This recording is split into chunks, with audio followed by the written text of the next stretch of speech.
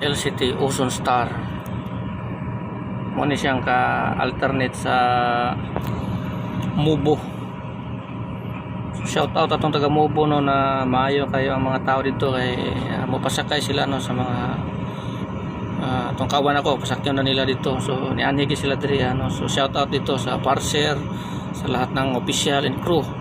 So shout out sa inyo dito po sa Ocean Star.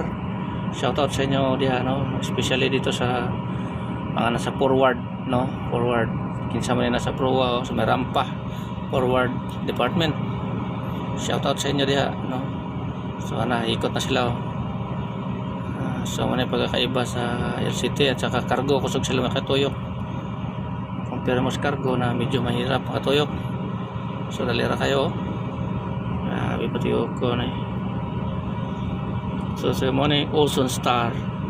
Shout out sa mga crew sa Ocean Star no. Pull out sila kay para anchorage mo puli na po diri ang LCT Brizo kay wala pa mahuman, nakakurahi sila kay balik ni sila mga alas 5 or 5 ba 4 ano, pull out sila mga alas 7 or 8 para mas bati. So shout out Ocean Star. So morning Ocean Star og forma. Ano yung mga babae crew kita na ko kanina yung mga apnay babae dito sa forward sa may rampa nagpantay, nag-watch sa guard sila dito.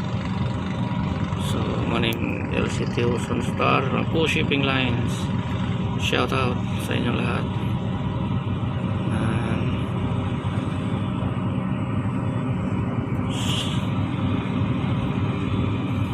Po shipping Ocean Star.